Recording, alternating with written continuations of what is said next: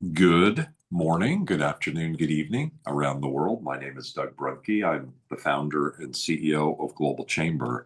The day after the Yankees lose is a tough one for me, but as I've said for actually now, this I think is the fourth or the fifth year, I have almost no expectations for them to win because of leadership, because the combination of their ownership and the management and the general manager who selects the players, each one of them is, to me, is dysfunctional, and the combination of the three is dysfunctional. So my expectation is that they will do what they always do. They'll be good, but they will not be great. And we've talked about good to great.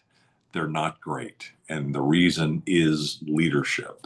That's for another day. It's a sports story that not everybody's interested in. However, the aspects of leadership are, I'm sure, things that we'll be talking about today, in some way, shape, or form. Today's focus with Rutherford Pascal is ways for leaders to stand out. Certainly, one way to stand out is to lose. I guess that's not a very good way to stand out. Rutherford's intent for this topic today is, I'm sure, not that, not to fail, to be successful, and to stand out while you're succeeding. Rutherford Pascal is an expert on leadership. He himself, for decades, has been a leader in big and medium-sized companies. He's got lots of experience in the pharma industry, not just experience, but success. And so through his own leadership, he learned about what it took to be successful. He subsequently deep dive studied into, in particular, John Maxwell, who he and I have a love for in terms of his philosophies. I was going to check the name of the book that I'm reading. I'm on, I think, book number 11 by John Maxwell. Wow. It's called The 16 Undeniable Laws of Communication. Mhm. And your topic today reminded me of that. In Mhm. terms, there are several chapters, or there's certainly aspects of this book about communication where he talks about, while you're communicating, how to stand out. And he talks quite in depth. I guess it's a little bit more focused in on communication, but I think a lot of the principles probably end up being the same, right? Yeah, they are. Yep. So thank you for being such a great leader. Thank you for being part of Global Chamber, also on our advisory board for Global Chamber Phoenix. You were at the event the other day. Yes, I was. There were lots of, this is an event that Global Chamber did that was pre-Semicon West. So semiconductor industry has multiple events around the world. Historically, they've been only in San Francisco, and then they've started to do them around the world as the industry became global over the last several decades. Historically, Semicon West has only been held in San Francisco. They decided they were going to hold one every other year in Phoenix, and this week is the first one in Phoenix. And I think I saw that there were 35,000 people, at the overall event at the convention center. The convention center is just a block or two from our headquarters inside Thunderbird School of Global Management. So we did not have 35,000 people there, but we had over 100, and we had some really great leaders discussing the semiconductor industry and the opportunities, and certainly one person involved was Rutherford. Thank you for participating. Really appreciate it. Well, absolutely, absolutely. So Doug, let me ask you a question. Who do you want as the Yankee manager and general manager? I don't have a particular person in mind. I'm not there, but I do think they need someone that has a level of intensity that's higher, for the New York market. I think I like Aaron Boone. He seems like a great guy. He's had success as a Yankee, but he's so laid back that I think he's allowed others to just kind of be who they are. The George Steinbrenner era, he was one of those more dictatorial type of leaders that, you can debate whether that's good or bad, but he created a fire and an intensity around winning that was not with, I mean, it had been with the Yankees. They lost it. He implemented an intensity around winning by investing and also making some decisions that indicated that, hey, I'm serious about this. If you don't get it, then you're out.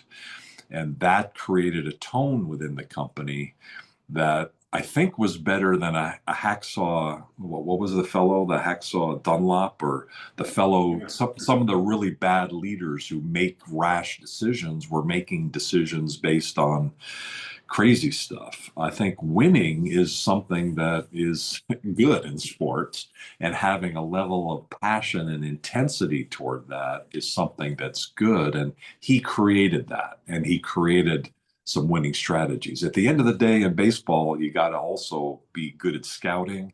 You have to be good at team chemistry. You have to be good at a lot of different things. And they haven't done that to the level that they could. So sorry, that's probably too long. No, Doug, it actually ties in perfectly to standing out as a leader, and everything you just talked about is leadership. Every single thing you mentioned about Steinbrenner, and so Steinbrenner's leadership is interesting, right? He hired and fired Billy Martin 5 times, 4 times. I mean, he's volatile, but part of being being a leader and standing out is knowing who you are, right?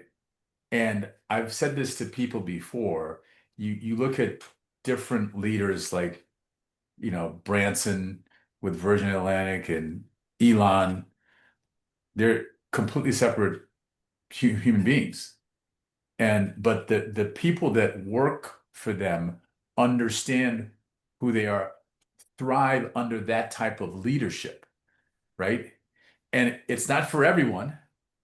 There's not many leadership situations are for everyone, because you're correct in that sometimes you're in a situation where you're more laissez-faire or hands-off, and the environment, the team, the company needs that intensity, needs that type of oomph to get to get them going. And as a leader, you have to understand all those different levels, and do things that may be outside of your personality, right? But it's best for the team. Now, I'm not saying that yelling is ever somebody is ever best, but especially in a um, group, right?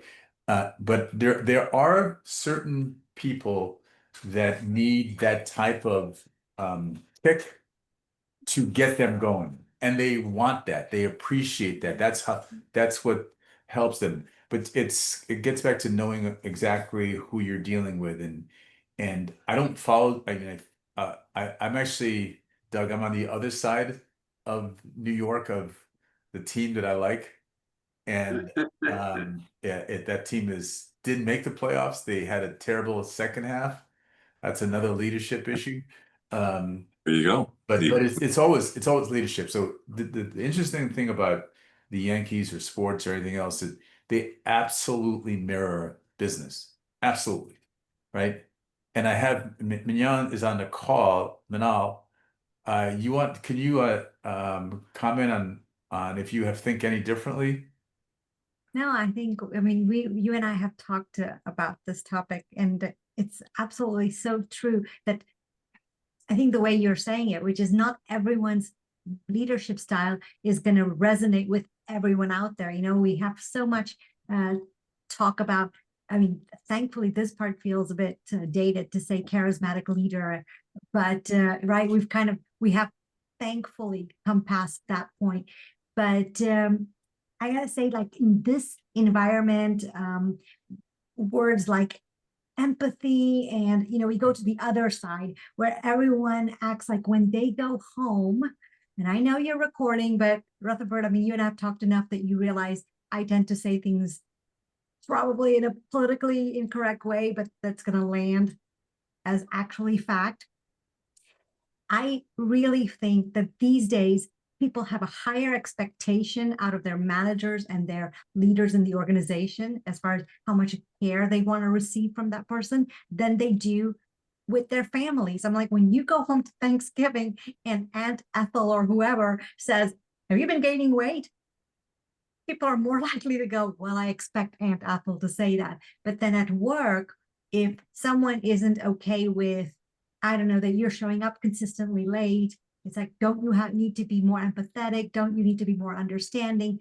And it's like, we're trying to shoehorn every leader, every boss into being that one empathetic style of leadership. And if that's what goes down, guess what? There's a lot of us who don't necessarily want that, need that, or resonate and perform in that type of environment, right? So bottom line, finding that resonance between what the employee, what the followership works for them and the leader, what that person's natural style is, I think is like the bottom line of having a really fruitful environment. So it's really what you're saying is business, what the business and the people need, and which goes, I think, Rutherford, to me, as I've thought about this topic, like standing out, why stand out? What's important about standing out when, what John Maxwell talks a lot about in the books, or I guess it wasn't John Maxwell, it was the fellow who did Good to Great. He talked Jim Collins. Jim Collins. Yeah. Jim Collins. He said that some of the best leaders, the level 5 leaders, are people who don't have personality. In fact, having charisma is often a detriment to leadership, to maybe to level 5 leadership, as he's described, successful business leadership. And right. I think his main thing is, to be the level 5, you really need to be completely committed to the goal, the mission of that organization. So I think we're all fans of Jim Collins. So yeah, that's exactly right. But how I tend to see it in the following way. You have leaders at the helm of an organization, and I like to use Steve Jobs, like someone who has a very solid mission of where they're going. And I meet startup owners, founders who have that. And then there's middle managers in an organization. And as I was telling you, Rutherford, I think of it as two different Steves, right? The Steve from Steve Carell from The Office, where he is, they're running a paper, whatever, like it's all about delivering paper or whatever it is, right? He's not passionate about what the goal of the corporation is. He's really interested in mentoring and being friends with, nearly family with everyone. And he's there to guide them in however way he can. He's going to go on a sales trip with you and meet the client if that's what you need. So I think when we talk about leadership, it's very vague to imagine that all leaders are the ones that are the CEO, right? Because throughout, especially in bigger organizations, there's all of the middle managers. I don't know if you know the statistic. I found it surprising, and then I thought, well, yeah, that makes sense. That only 1 out of 4 people in an organization even know the name of their CEO. And I don't know about you, if you can remember that first job where you worked in a big company, and if someone had walked up to you and said, do you know the name of the CEO? And forget it if they asked you who the CFO was, right? So we're all imagining that everyone is looking up to that one big leader, CEO, but depending on the size of the organization, it might literally be their next boss and the boss after that who they know, and that's their leadership. Well, that makes sense. I've lost track of who the CEO of the U.S. is too, so I guess that's all valid. What do you think about all that, Rutherford? So it's interesting. So the level 5 leadership. So when Jim talks about that, what he's talking about is putting everybody else first. So part of the role of a leader is to highlight their team, highlight the people that are doing great work, because great leaders understand that they win through others. It's not about them taking credit, being on stage, getting the spotlight. And that's really the level 5 leadership is building these teams. Remember that you're building great leaders. So it's really building great leaders. So you take that step back, you're in the background, everybody comes to you. So the thing I'll say about a level 5 leader and is if they leave the organization and they go someplace else, everybody follows them. And they'll follow them regardless of money, which is interesting. So they might be making more money in a position they're in right now, and the leader goes to a place where they're making slightly less or the same, and they'll go because of that leadership. Because that leader sees them, that leader hears them, they feel great, they feel they feel invigorated when they're around that leader. So when you say that that the Jim Collins and the level 5 leader, they're in the background, they are. The great leaders don't need to be front and center for every situation. They are in certain situations. There are definitely situations where you need somebody to be front and center as a leader, right? You definitely do that. But there's other times, and the majority of times, they're putting other people in front. They're giving other people their shine. They're giving other people their flowers. So if something happens, they can lead, right? Without them. Yeah, one of the ways I like to think about it is when it's time to take the blame, you do it first, right? Take the blame first.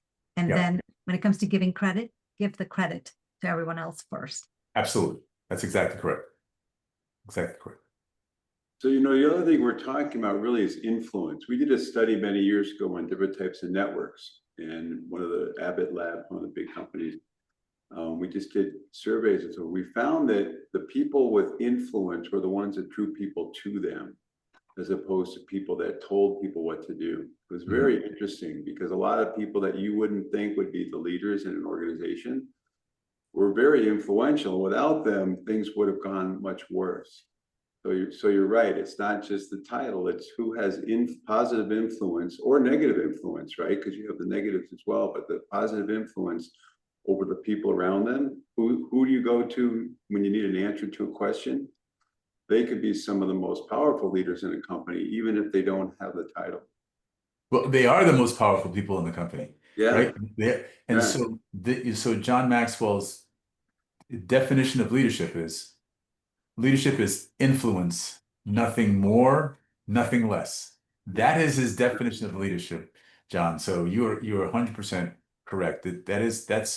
That's what that is. And when it's interesting, I'll give you a situation. So I've taken over teams before where I come into an organization and there's the culture of a team, there's always one person on that team that people go to. And that's the person I work with first. So I think Doug mentioned this, I was in pharmaceutical sales. And so when I was a first line leader, we had 10 people reporting to me, and I go to a team and I get on a call and you do all these expectations as your first call, blah, blah, blah, that kind of stuff. But then you kind of like talk to people and it didn't have to be the number one that were the best. It's who they listen to. So it was a strategy of mine for me to go to work with them first, because now I know they could influence the others. Because if you're a new person, a new leader, everyone's gonna find out, okay, what is he like? What does he hate? So if that person will influence everybody else in the team, and it makes your entree into this team much better. That makes sense. Yeah. Oh yeah, absolutely. I mean, before, so now I do something completely different with my neuroplasticity training. But before, as a consultant, I kind of like you. I was a kind of a project rescue specialist. So for big companies, I'd walk into a team I'd never seen before. They were all behind. We had to get them across the finish line. And I found, like you said, typically I'd say, look, you guys know what needs to be done. I'm just here to get you across the finish line, and watch to see who rises to the top, right? Because the way to make a team successful is you need to get them around a common goal. And once you can define that and find the people that are invested in that, then those are the natural leaders that rise up within your team. Absolutely.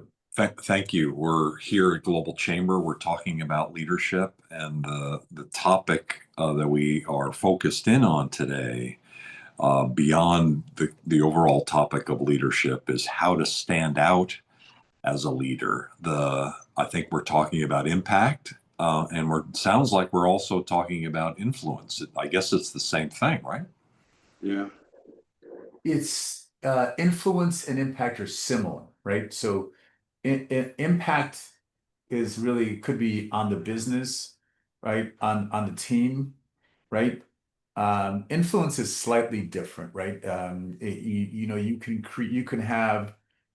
can create great impact on the business and not have influence on the team, right? So meaning that you could be here's what I'm saying. You could be the number one rep, the number one producer, and have zero influence on everybody else. Nobody else comes to you. Nobody else respects you.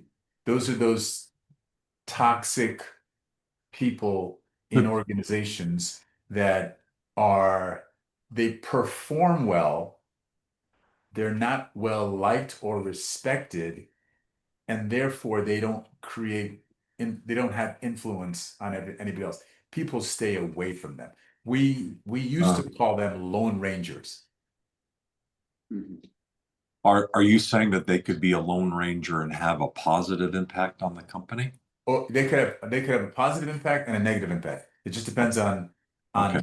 on how they acted. So when I say Lone Ranger, it's the mentality that they succeed because of themselves only. Yeah. It doesn't matter that they're getting resources from the company, they're getting help from other groups, divisions in the company that are helping them, but in their mind, they're the star. It's that same fallacy that I've succeedave only by myself. Everything I've done is by myself. Go ahead, Manal. The book by Dave Hogan. It's Hogan.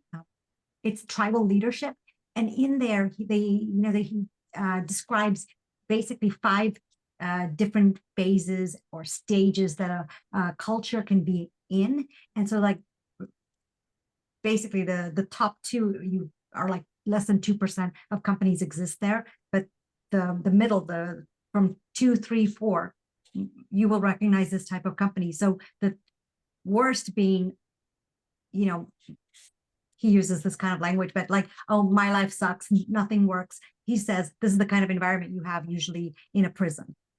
Then the next is only my life's like, things don't work out for me, but everybody else is great. And then where you're talking about this Lone Ranger, they usually in this very competitive environment where it's like people who hoard information, people who don't want to share, because these are the top performing employees, these are the bottom ones, and you know exactly where you're being ranked, and there's nothing, it doesn't help your career and your standing in that organization, and you've grown up with this lone warrior, Lone Ranger attitude. And in fact, when those people then lead teams, they kind of have this thing like, well, no one helped me out, so I'm not going to help the other person out. And they're like the managers you've had who go, yeah, sink or swim. They assign you something and they make it very difficult for you to know, oh, like they could have on day one told you you can find those files on X drive, but they're not going to because they're like, well, no one helped me out, right? Like the way you see it showing up in the company is, and it is very me versus everybody else. And you see this also in like layoff environments, right? Like, okay, I don't want to help anyone else out because I need to make sure I'm shining every day. Otherwise, I'm going to be, the next one on the list. So within I'd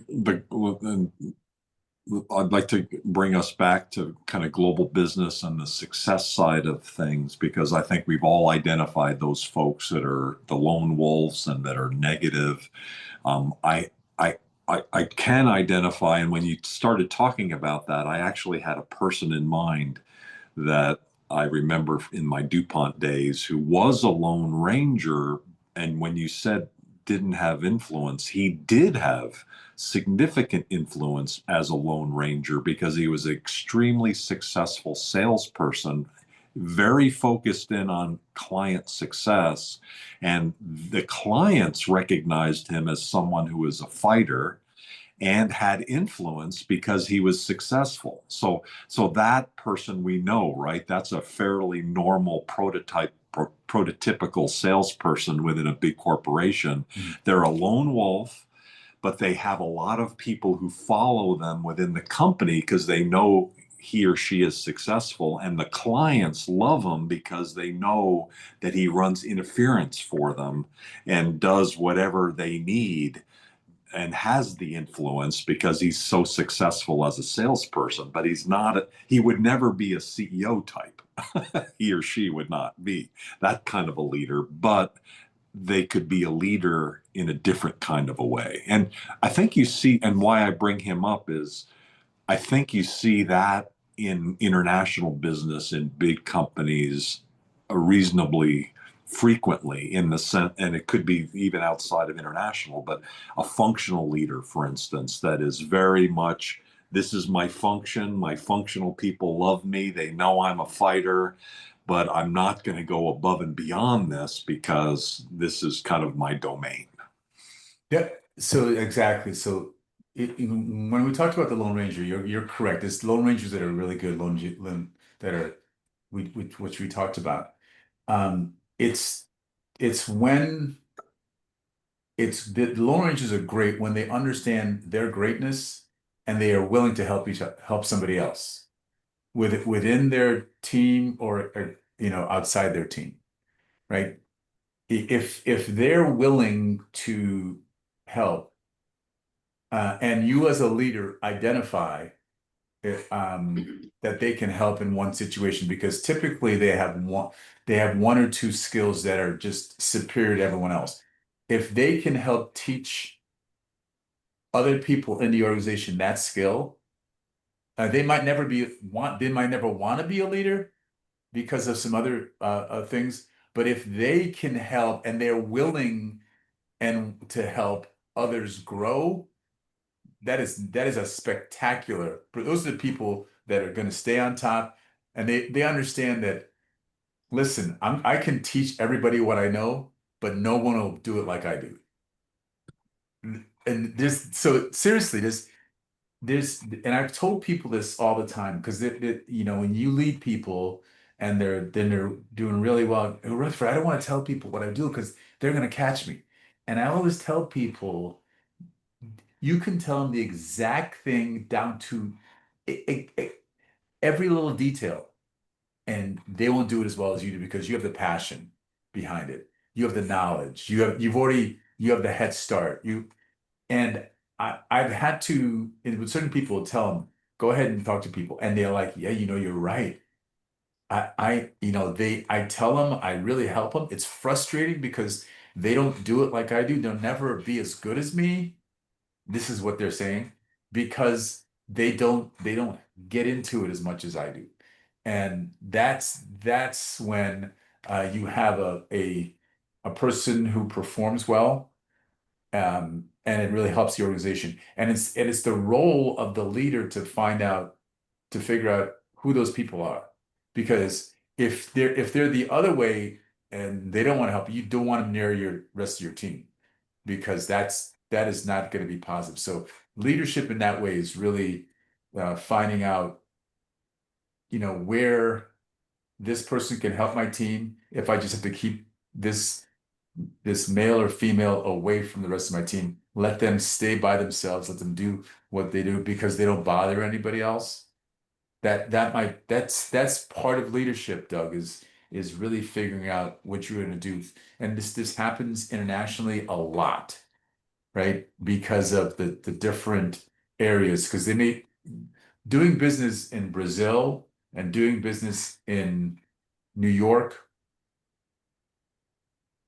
you couldn't be more different. So those skills and what some people can get away with in those two different areas it's unique, and you might have to just keep those people as they are in Brazil and as they are in New York, and go from there and not try to get them to help each other.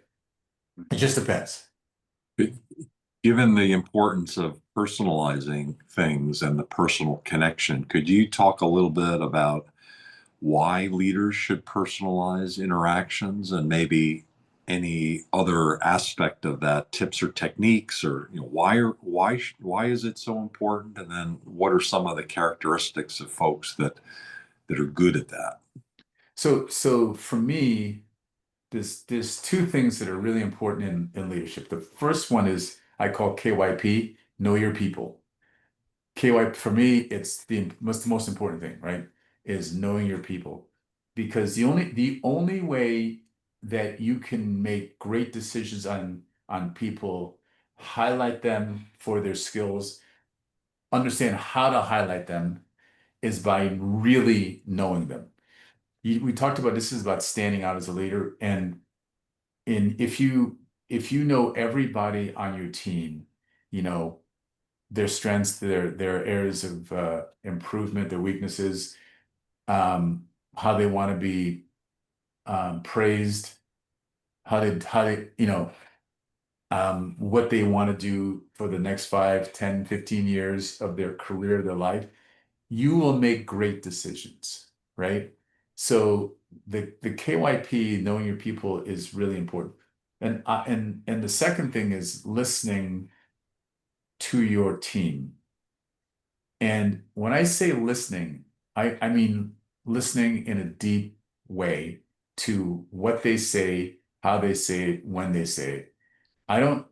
You don't have to react or do, right, everything that they say. They care about you listening to them.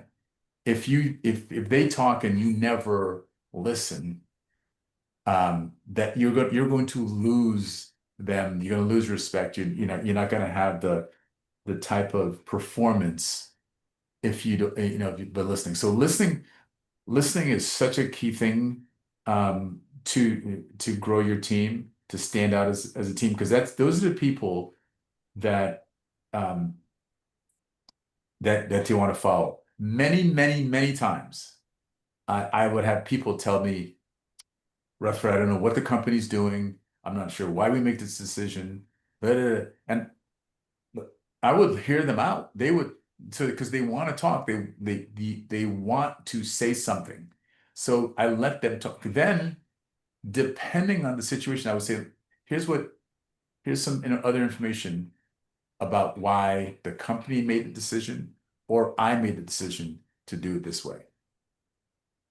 And whether they agree or disagree is irrelevant, right? What's important is that they know they were heard, and they now have a better understanding of why decisions were made, why things are going, so they could say, yeah, I don't really like this, but I understand why we're doing it. And they will stay. If you tell them nothing, they will fill that space with very negative thoughts. And those negative thoughts will lead to either their departure or their lack of performance because you don't give them any information. Well, and it's interesting, you mentioned they want to feel heard. Well, obviously, the best way to do this is have them contribute to the solution, correct?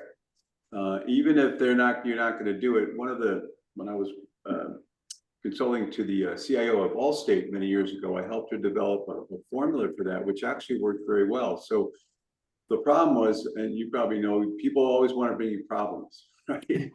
So what we did was we set up a little policy with her so that she would give her people the problems to solve.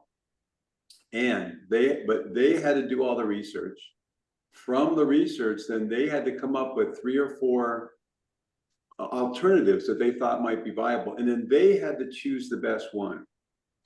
And so then they only brought her their best one. But then obviously in the beginning, trust and verify, right? She would go, okay, so what were your alternatives? Did you consider this one? Why do you think this? So they were doing all the work. They were learning about it. And then on her time was much more efficient because they were only bringing her the recommendations. And over time, she knew who she could trust and who she couldn't. But they all felt heard, right? They felt heard. And that, as you said, that's really important. And I guarantee you, some of those things that they brought to her, that she implemented. Yeah, absolutely. Yes, exactly. And gave them credit for it. Yeah. Right. That is spectacular leadership right there. Right. So you and by the way, everything how you said John, is great because I don't want to be the shell answer man, right? As a leader. I am not Google, I'm not ChatGPT, I don't have all the answers, right? Right. And if I'm going to build leaders, remember, if I'm going to build or grow leaders, you need to figure out how to find ways to solve problems without me, right? Right. So, but you give them that space, you give them that opportunity, and just like you said, they come back. And what's interesting about this is that when you do that, they're going to come back with something you never thought about. You're like, oh, better than you thought about. And then when you give them credit, it's so real. Yeah. And it's so impactful. They feel, man, that was great that, John said this about me. And I was like, I couldn't believe it. He told the CEO about, yeah. Right. Right. Absolutely. No, and as you know, people will do a lot more for that than they will even for money, right? That recognition. Money is such a second or tertiary goal for the majority of the people. Even people that tell you all I care about is money, that is not true. It's a big reason, somebody will take more, more money. But I've had, I'm not sure if any of you guys have been in a situation where people have come to me and they said, listen, I had I was interviewing for a position and 2 reps came to me and showed me their paycheck for the last quarter or their bonus check. And it was they made more bonus that quarter than I would pay them for the entire year. Oh, wow. And I said, so why are you here? Why do you want? Said, it's killing me. I don't have time for my family. I'm not enjoying it. All these different things that I don't like the leadership. All these different reasons. Could be 1, could be 2. Sure. And I said, you understand, you will never make that much money. And they're like, I don't care. My peace of mind, right, and the joy I want out of my life. And I've heard about the culture of your company. That's a really huge. It's a really big deal. Right. No, absolutely. And great that you can create that culture, right? Where people want to be a part of it. Absolutely. Yeah. And so great leaders do that, right? So Doug, you talked about standing out.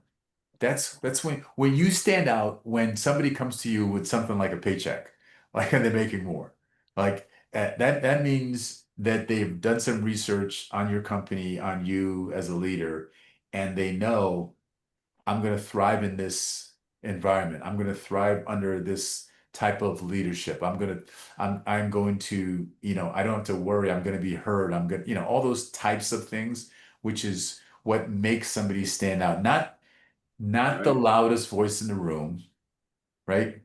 Not the most charismatic leader at all, right? Because there's great leaders with every personality, Yeah. and it's the famous Maya Angelou quote, right? People don't care. I'm going to butcher this guy. I always forget the whole thing, right? John, do you know the whole quote? I'm trying to think which one. The one.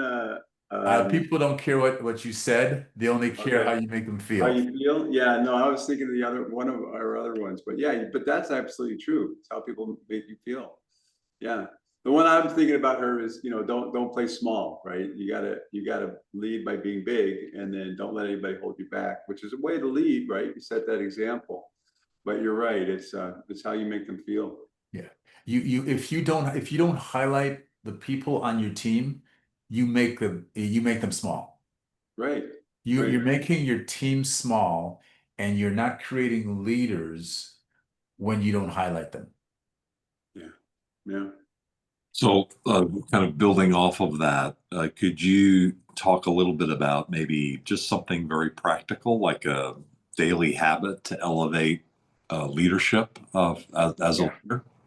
Yeah, absolutely. So as a leader, so one of the things to think about is what who can I add value, and how can I add value today?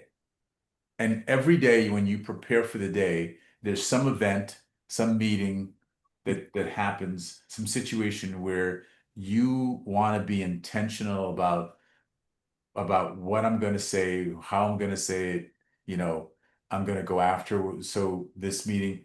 So if you know you're going to a meeting, and these one or two people are going to be there, and you want to praise them for something that they did, there's nothing more important. So if just I want you to picture yourself in an organization where there's 1,000 people in the organization, and the leader of the organization comes to you, Doug, and says, "Hey, first of all, how are your kids doing? How's Samantha and Joe doing? And I know that you had this situation, and hey, great job growing your territory or your business to this. Oh my God, you just that person knows me out of 1,000 people, right? Right. That makes such a difference to people. Um, I had a executive vice president at the first pharmaceutical company I ever worked with. We had 3,500 reps and a lot of managers. We had a lot of managers, like 500, 600 managers. He knew something about every manager, like, where they went to school. He would know, hey, you went to Rutgers. Hey, I saw, so he would see you and immediately um, say something about this. So I have 4 kids. He always talked to me about my 4 kids. And because of that, people felt like they were part of they were a greater part of the team. People love that. Now he would make some of the things that people, they're like, didn't agree, but just that made them stay, made them um feel wanted and growth about that. John, Manal, any comments on Doug's original question? Well, yeah, I think one of the like getting the environment makes it tough. So he was absolutely right, but there's a difference, right? So I work with sales and business leaders all over the world now with my mental performance program, but it's all via Zoom, right? So we're focused on solving the problem. What I missed was back in the day when we were in a building, like you are, right? So when you have a building, you can walk around. So when I think what we're talking about is building that trust and relationship that's not related to work, right? So how are your kids doing? How did the weekend go? And those kind of things builds that personal relationship, and you know about them. So you know that if business decision might impact them, you know why, because it's impacting their families, impacting everything else. And I think it's that kind of relationship that you can build in person much better. That just because it was easier back then. And if you guys are looks like you're in offices, right? So you have people around you, which is so much more powerful than doing things via Zoom. And I think that will help. That's what I was talking about, supporting that infrastructure. So it sounds like one of the things that every leader should do is either have a really great memory or some sort of CRM or note-taking system to track a lot of that, right? Right. I mean, Right. in your case, Rutherford, was it from your own memory, or did you actually have a way of documenting that information? Well, no. So if you have, so I talked about listening, right? If you care about people, you listen, right? You don't have just this transactional relationship with somebody because, hey, he's the manager in the Mid-Atlantic. I think his name is Bob. But you actually know a little bit about Bob. You go Sure. out of your way to find out a little bit more about that. That's why the know your people situation is such a big deal. It becomes very, very, very difficult in bigger organizations because the numbers Yeah, become so big and it's harder. But you you you associate your memories good because you associate as soon as you see somebody, you say, hey, oh yeah, I think that guy played for, it was a double A or something else. Right. Right. And so it's less about the memory, it's more about having real conversations with those human beings and got it. building that really tight relationship and just one thing sticking in your head. Got it. I'd like to hear Manal's thoughts. I do want to share one idea. To one of my mentors was a guy named Bill Gore. Happens to Oh, be the guy who founded W.L. Gore. And so yes. he was Yes. a DuPonter. He graduated from my school, the University of Utah, in the year that I was born. And I had the very good fortune of meeting him later. His story basically was he came up with Gore-Tex, the material Right. for, that I think everybody knows. Yeah. And DuPont didn't want it because it was an end material. It wasn't a raw material like Teflon. They didn't want it. So Bill Gore went off and started the W.L. Gore Company, created Gore-Tex into a 2 billion plus, I don't know how big it is now, but a very, very large company. But his philosophy was very Western US oriented. He was from Wyoming. He died in the Wind River, hiking in the Wind River, almost 90 years old, in Wyoming. He believed that plants should not be larger than 200 people because that was the old West. In the old towns, in the Western towns, there'd be a town, it'd be about 200 people, and then that was about how many a sheriff or a mayor could know, and then they move on to a next town, and above 200, that was above and beyond a human's capability to really know people at a deeper level. So all the WL Gore plants historically have been built around 200, 250 people. So Minal, what are your thoughts about this idea of really knowing people? Yeah. Okay. So two totally different things. First is about this, this book I mentioned, Tribal Leadership. Actually, one of the reasons that he calls it the tribe is what you just talked about, which is that it's, I think he uses the number of 150. So if it's 150 or 250, well, same.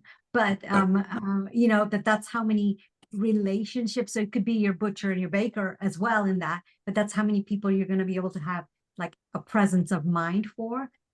And yeah, I mean, best leaders are the ones who know their people, acknowledge them.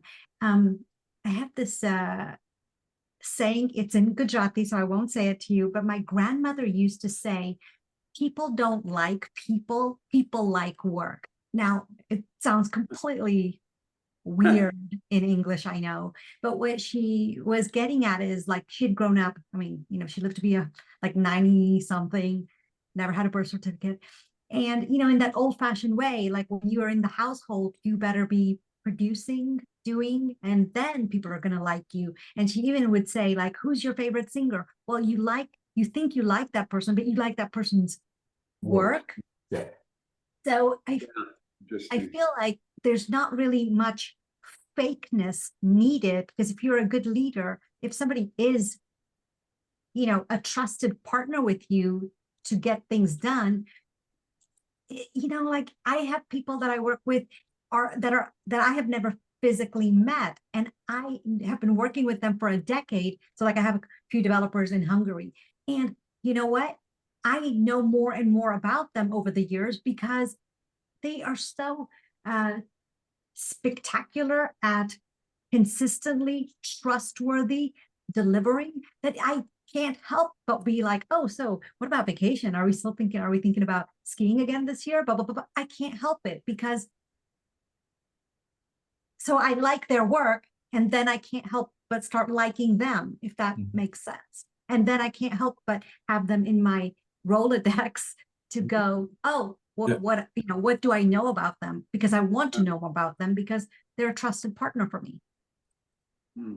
Very good. To develop trust, I guess you need a back and forth, right? And of promises made and promises delivered, and trust gets developed, and the connection, and then respect, and all of those things. I guess that's the way it works, right, Rutherford? Yeah, no, 100%. And we talked about trust, and you know, part of this, how you stand out is by being trustworthy, being worthy of trust, and then trusting others. So so you gotta be worthy of trust. People have to be able to trust you implicitly. I mean, you know, everyone has a different thing with trust. I was the type of person, I'm gonna trust you until you give me a reason not to trust you. And then getting my trust back, probably never. Probably never, right? Fully. I might get it partial, but I won't get it fully because I've given you. And when I would come onto a new team, I would tell them that. I said, I'm going to tell you things that other leaders will never tell you. If it goes outside of this room and I hear about it, I will never talk to you about those situations again. I won't be able to trust you. Right. So, you know, so I was building this team that we would go back and forth from a trustworthy perspective. And it all would, for me, it worked because no one ever went out of this room. And I tell them, I said, listen, this is under the trust tree. Here's what's happening. Here's where, you know, and I would tell them. And it was never anything that was like, you know, damaging information. I would tell them slightly more than they needed to know, just to keep them in the know and keep them going. Today's Globinar has been about leadership in a time of epic global opportunities and challenges, by the way, and it's how to stand out as a leader. I think we've covered that and other topics related to that. We're coming to the end of the hour. In fact, we've only got a couple minutes. So I just asked maybe if Rutherford, you could make a closing comment, and then we'll close the room.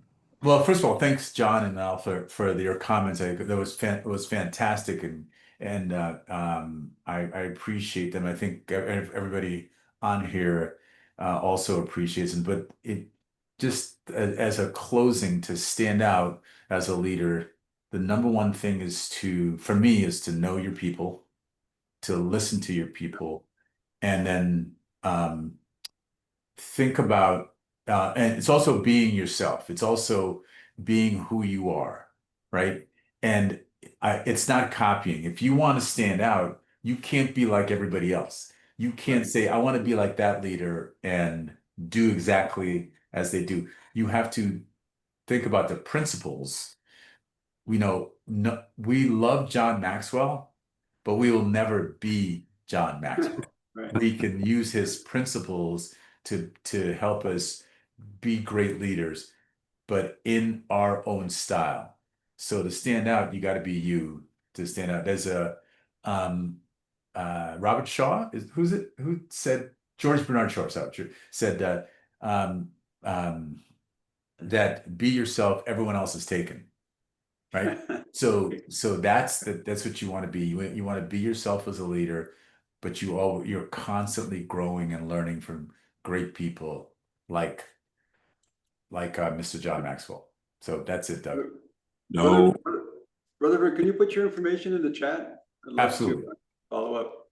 And Doug, I just want to say thank you for that story on Gore, because I remember I was training for the marathon in Chicago in the winter when Gore-Tex first came out. And so I was able to take off a lot more layers, right? It was such an amazing material. So it was interesting to hear that story. it was brilliant. I know too much about the technology and too much about the chemistry, and I have 5 patents related to a lot of what he had done well ahead of me. So thank you. It's a fascinating story, and he himself is an amazing man. The only way I got to meet him, by the way, is my wife met his wife at the gynecologist, and through that they connected me to the whole thing. So it's very similar to so many things in the global world. It can be random. You have to be paying attention. You have to be knowing and listening. And so thank you for Rutherford for those very, very important, essential aspects. Being yourself, being authentic, have integrity. I heard all of that today, and thank you for all of those reminders. Thanks everybody for attending. Thanks for those of you who may be listening to this video on our YouTube channel. If you have any questions or interests, or you are interested in connecting up with any of the speakers today, including Rutherford, of course, please let us know, info@globalchamber.org. Have a great rest of your day. I think we only have one other Globinar today, and that's in an hour or two. We have one on global sales, and the focus is going to be more on networking and connecting and how to do it and the science of it and how to leverage that for more success. So thank you, Rutherford. You're amazing. Hey, thanks, guys. Appreciate Thanks it. a lot. Have a great Appreciate week. it. All right. Bye. Thanks, everybody. Thank you, Sophie. Appreciate it.